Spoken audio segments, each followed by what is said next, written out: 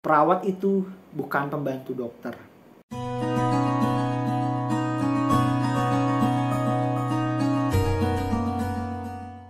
Semua perawat pasti nggak suka dengan pernyataan kalau perawat adalah pembantu dokter. Seperti yang berkembang oleh pemahaman masyarakat awam gitu ya. Taunya perawat itu adalah pembantu dokter. Tapi saat ini di video ini saya mau menjelaskan kalau perawat itu bukan pembantu dokter. Perawat itu sama seperti profesi-profesi yang lainnya yang ada di dalam pelayanan medis, pelayanan kesehatan. Jadi di dalam pelayanan kesehatan itu tidak ada profesi yang lebih besar atau yang lebih kecil. Semua profesi itu adalah sama rata ya, sama bekerja berjalan bersama-sama.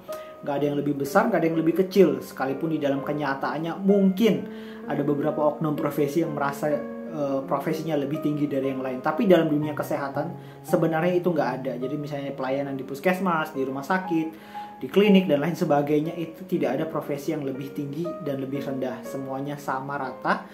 Karena segala profesi yang bekerja di dalam pelayanan kesehatan itu tidak bisa bekerja sendiri. Nggak ada dokter yang bisa bekerja sendiri di rumah sakit. Tidak ada perawat yang bisa bekerja sendiri di rumah sakit. Semuanya saling membutuhkan. Bahkan dokter perawat butuh analis untuk laboratorium, cek darah, butuh radiografer untuk foto ronsen, bahkan butuh ahli gizi. Jadi segala sesuatu yang ada di pelayanan kesehatan, tidak ada yang namanya profesi yang lebih besar atau profesi yang lebih kecil. Semuanya sama dan berjalan bersama untuk mencapai suatu keuntungan. Keuntungannya adalah ya kesehatan pasien. Perawat sendiri mempunyai arti kalau sesuai dengan Undang-Undang Nomor 38 Tahun 2014 Pasal pertama. Saya bacakan ya. Perawat itu adalah kegiatan pemberian asuhan kepada individu, keluarga, kelompok, baik dalam keadaan sakit atau sehat. Bahkan untuk menjadi seorang perawat pun di Indonesia itu ada pendidikannya, harus dilewati minimal sekarang di Indonesia itu adalah diploma 3. Mungkin nanti berkembang zaman bisa jadi standarnya adalah S1 dan profesinya itu. Kalau perawat itu lebih kepada memenuhi kebutuhan dasar hidup manusia. Kebutuhan dasar hidup manusia itu apa? Banyak. Makan, minum, buang air besar, buang air kecil, dan lain sebagainya. Nah, pada saat manusianya ini sakit gitu, maka kebutuhan seperti makan, minum, buang air besar, buang air kecil, dan lain sebagainya itu akan terhambat. Kalau pasiennya tidak bisa buang air kecil atau buang air besar, ya perawat yang misalnya memasangkan kateter sesuai dengan instruksi dokter, atau memasangkan pampers, membersihkan, memandikan. Nah itu kelihatannya seperti kok kerjanya kayak membantu orang gitu. Tapi sebenarnya emang itu. Jadi sebenarnya kelebihan profesi keperawatan itu adalah di situ gitu ya. Saya ingat ada satu kakak perawat dulu pernah ngomong sama saya. Dia dengan bangganya dia bilang seperti ini. Dia bangga dengan profesi perawatnya karena menangani 3B. Berak, beser, dan borok gitu ya. Gak ada satupun profesi yang sanggup melakukan itu selain perawat. Dia bilang seperti itu. Dan dia mengungkapkannya dengan sebuah kebanggaan yang luar biasa.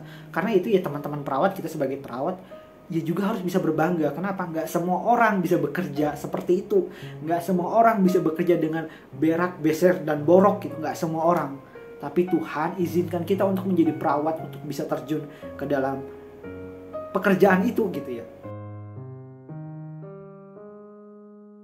Dokter itu fokusnya adalah menangani respon tubuh manusia terhadap apapun itu yang menyebabkan tubuhnya sakit. Misalnya dia terpapar virus, misalnya dia terpapar bakteri, atau dia kecelakaan dan lain sebagainya. Nah, tugas dokter itu adalah memberikan penanganan terhadap respon tubuh manusia terhadap apapun yang menyebabkan tubuhnya sakit. Sedangkan perawat menangani respon manusianya terhadap penyakitnya. Saya kasih contoh. Ada 2 orang, si A sama si B. Sama-sama kena, sekarang kita pakai COVID-19 aja ya. Sama-sama kena penyakit COVID-19. Tapi sama-sama sesak, sama-sama pakai oksigen. Tapi si A itu lebih cenderung lebih tenang gitu ya. Dia bisa tenang, bisa relax, bisa positive thinking. Sedangkan si B, dia gelisah, dia takut. Bahkan saking takutnya menyebabkan sesaknya semakin menjadi. Nah, disinilah tugas perawat itu masuk. Jadi dia menangani respon pasien terhadap penyakitnya. Kalau dokter, respon tubuh pasien terhadap apapun yang menyebabkan tubuhnya sakit.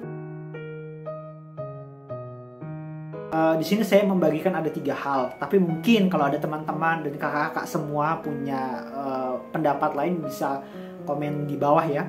Kalau ini pendapat saya pribadi. Jadi sebagai perawat kita itu harus yang pertama mengupgrade pengetahuan kita, knowledge kita.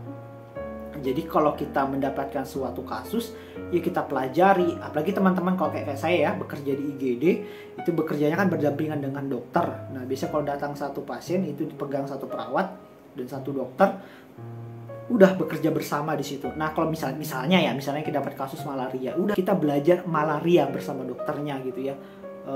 Penyebabnya apa, tanda gejalanya apa, cara menanganinya seperti apa, respon tubuh pasien, respon pasiennya terhadap penyakitnya seperti apa, kita pelajari. Apapun itu yang kita jumpai, ya kita pelajari gitu ya. Kalau bisa ya, kalau saya pribadi sih pakai bahasa, kita curi-curilah ilmu dokter, mumpung bekerja bersama dokter, terutama teman-teman yang di IGD gitu ya. Teman-teman saya di IGD itu lebih pintar lagi gitu. Jadi ada beberapa teman perawat itu di tempat saya bekerja itu, dia menikah dengan dokter gitu. Pintar mereka. Jadi selain mencuri ilmunya, mereka juga mencuri hatinya. Kemudian yang kedua adalah skill. Nah, ini juga harus diasah terus ya, karena kita di dalam dunia pelayanan kesehatan bisa jadi memang perawat yang lebih banyak ambil bagian, terutama di IGD ya, dalam sebuah tindakan. Tapi nggak jarang ada tindakan yang harus dilakukan oleh dokter. Apapun tindakannya, kalau kita dipercayakan untuk melakukan itu, ya lakukan aja. Kalau memang masih ragu-ragu, kita bisa minta pendampingan dari kakak-kakak perawat atau perawat yang lebih bisa gitu ya, untuk mengerjakan tindakan tersebut. Asah kemampuan kita, skill kita. Bagi saya itu akan mengangkat derajat profesi kita gitu ya. Yang ketiga adalah caring. Nah, ini yang menjadi landasan utama kita sebagai perawat. Caring itu cakupannya luas banget.